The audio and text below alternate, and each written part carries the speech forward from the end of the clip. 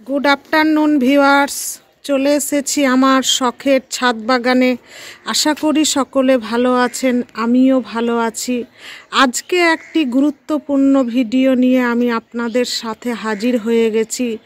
হ্যাঁ, আমরা যারা ছাদ বাগান ব্যালকনি বাগান করি তাদের বাগানে পেয়ারা গাছ থাকবে না এটা আমরা ভাবতে পারি না।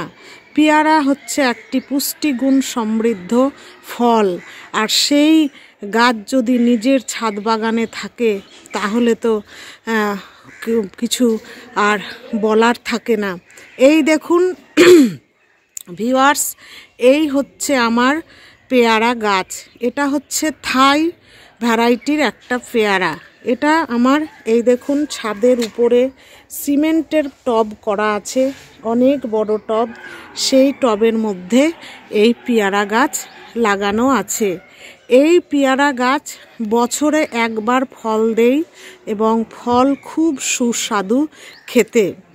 তো এই জানুয়ারি মাসে আমরা এই পেয়ারা গাছের কি পরিচর্যা নিব যাতে করে আমাদের গাছ ভর্তি ফুল এবং ফল আসবে, সেটাই আমি আজকে আপনাদের সাথে শেয়ার করব।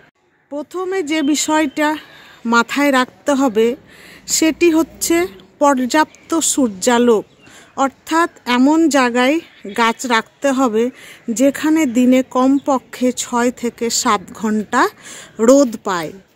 এই গাছে ফেব্রুয়ারি মাসের শেষে অথবা প্রথম দিকে এই গাছে ফুল আসে। হ্যাঁ, এবং মার্চ এপ্রিল মাসে ছোট ছোট গুটি ধরে যায় এবং আমরা জুলাই আগস্ট মাসে এই গাছ থেকে পেয়ারা হারভেস্ট করতে পারি।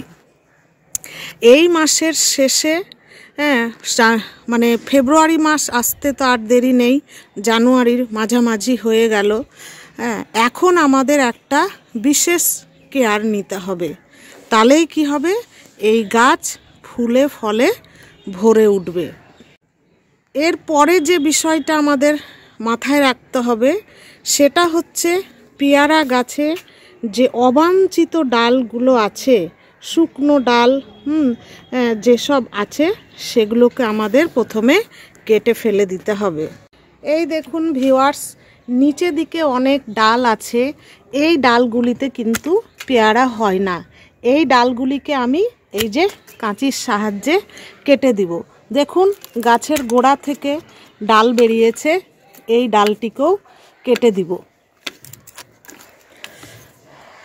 এই দেখুন এখানে একটি ডাল দেখতে পাচ্ছেন, এই যে আপনাদের দেখাই, এই যে গোড়ায় দেখুন ডাল, এই ডালটিতে কিন্তু পেয়ারা হবে না। এরা শুধু শুধু গাছের পুষ্টি খাচ্ছে। এই রকম নিচের দিকে যেসব ডাল আছে এবং শুকনো ডালপালা আছে সেগুলো আমরা প্রথমে ছেটে দিব। ছেটে দেওয়ার পরে আমাদের যেটা করতে হবে সেটা হচ্ছে কি, এই যে ছাঁটা অংশে আমরা কি করব, সাফ ফাঙ্গিসাইড, অথবা যদি আপনাদের কাছে সাফ না থাকে তাহলে কি করব, আমরা হলুদের গুঁড়ো তো সকালের বাড়িতেই থাকে, সেই কাটা অংশগুলোতে আমরা কি করব, হলুদের গুঁড়ো লাগিয়ে দিব। দেখুন কত অবাঞ্ছিত সব ডাল ছিল, ডালগুলোকে আমি পুরোপুরি কেটে দিলাম।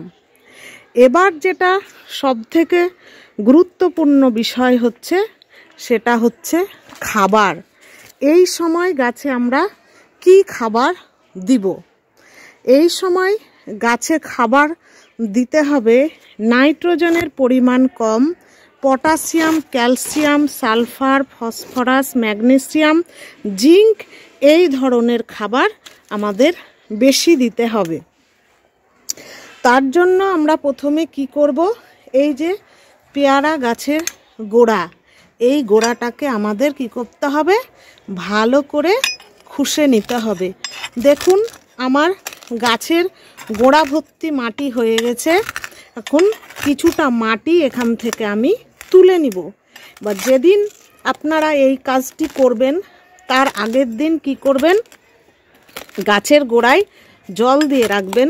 দেখুন আমি জল দিয়ে রেখেছিলাম, বলে মাটিটা নরম, হ্যাঁ, খুঁড়তে অসুবিধা হচ্ছে না। আপনারাও আগের দিন জল দিয়ে রাখবেন, তাহলে খুব তাড়াতাড়ি এটা খুঁড়তে পারবেন। এই দেখুন ভিউয়ার্স, আমি গাছের গোড়া খুঁচিয়ে নিয়েছি। হ্যাঁ, এখান থেকে আমি কিছুটা পরিমাণ মাটি এই দেখুন তুলে নিয়েছি। এবার আমি গাছের গোড়ায় কি খাবার দিচ্ছি সেটা দেখাচ্ছি। এই দেখুন, আমি এই যে গাছের গোড়ায়, এটা যেহেতু সিমেন্টের টবে লাগানো আছে, একটা অনেক বড় টব, তাই মোটামুটি এখানে আমাকে 250-300 গ্রাম খাবার দিতে হবে। তার জন্য আমি নিয়েছি 1 মুঠ হাড় গুঁড়ো, 1 মুঠ নিমখোল এবং 1/2 মুঠ শিংকুচি, 1 মুঠ চা পাতা, 1 মুঠ গোবর সার, আর এই হচ্ছে 2 চামচ পটাশ। তার সঙ্গে বড় চামচের 1 চামচ হচ্ছে এপসম সল্ট। এই সমস্ত উপকরণগুলিকে আমি ভালোভাবে মিশিয়ে গাছের গোড়ায় দিয়ে দিব। মিশাতে মিশাতে আপনাদের বলি যে এই যে হাড় গুঁড়ো কী করবে, গাছের কাণ্ড মজবুত করবে, শাখা প্রশাখা মজবুত করবে এবং ফুল ধরাতে সহায়তা করবে। তারপরে শিংকুচির মধ্যে রয়েছে অল্প পরিমাণে পটাশিয়াম। এটাও গাছের কাণ্ড শাখা প্রশাখা বৃদ্ধি করবে, মজবুত করবে এবং ফুল ফল ধরাতে সহযোগিতা করবে। চা পাতার মধ্যে রয়েছে নাইট্রোজেন, ফসফরাস, সালফার, আরও অনেক কিছু রয়েছে যেটা গাছের জন্য খুব প্রয়োজনীয়। নিমখোল তো আপনারা সবাই জানেন। নিমখোল গাছের মাটির মধ্যে যে সকল ব্যাকটেরিয়া আছে সেগুলোকে ধ্বংস করবে এবং কি করবে, গাছে সার হিসেবেও কাজ করবে। তারপরে হচ্ছে এই যে গোবর সার, কম্পোস্ট, আপনাদের কাছে যেটা থাকবে, ভার্মি কম্পোস্ট, পাতা পচা সার, যেটা থাকবে সেটা দিবেন। আমার কাছে গোবর সার আছে, দিলাম। এই গোবর সারের মধ্যে নাইট্রোজেন রয়েছে, তো নাইট্রোজেনের পরিমাণটা কম। এটা কি করবে, গাছকে হেলদি রাখবে এবং সবুজ সতেজ রাখবে। আর এই হচ্ছে লাল, এই দেখছেন এখানে আমি নিয়েছি 2 চামচ পটাশ। এই পটাশ কি করবে, এর মধ্যে রয়েছে প্রচুর পরিমাণে পটাশিয়াম, যেটা গাছে ফুল ফল আনতে এবং ধরে রাখতে সহায়তা করবে। তারপরে এই হচ্ছে আমার এপসম সল্ট। এই এপসম সল্ট গাছকে সবুজ রাখতে এবং হেলদি রাখতে আর গাছে ফল ফুল আনতে সহায়তা করে। এই দেখুন, এই খাবারগুলি আমি গাছের গোড়ায় এই যে চারি সাইডে আমি দিয়ে দিয়েছি। এবার কি করব, ওপর থেকে আমি এই খাবারগুলোকে মাটি দিয়ে ঢেকে দিব। এই মাটিগুলো আর আমি গাছের গোড়ার মাটিগুলো দিব না, এখানে আমার কিছু নতুন মাটি রয়েছে, সেই মাটি দিয়ে গাছের গোড়াটাকে আমি ঢেকে দিই। দেখুন ভিউয়ার্স, এই যে আমার নতুন মাটি। এবার কি করব, আমি গাছের গোড়ায় এইভাবে দিয়ে দেব।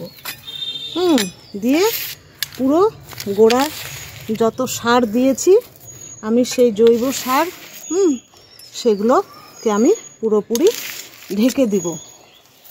এরপরে আপনারা জানেন যে এবার গাছের গোড়ায় জল দিতে হবে। এই দেখুন, পুরো মাটি দিয়ে আমি সারগুলোকে ঢেকে দিলাম। এবার গাছের গোড়ায় জল দিব। এই দেখুন ভিউয়ার্স, এই হচ্ছে সাফ ফাঙ্গিসাইড। গাছের গোড়া খুঁড়তে গিয়ে অনেক শিকড় কেটে কুটে গেছে, তাই আমি গাছের গোড়ায় এই 1 লিটার জলে 2.5 গ্রাম আমি সাফ ফাঙ্গিসাইড গুলে 2 গ্রাম বা 2.5 গ্রাম ফাঙ্গিসাইড গুলে আমি গাছের গোড়ায় দিয়ে দিব, যাতে গাছটার কোনো রকম ক্ষতি না হয়।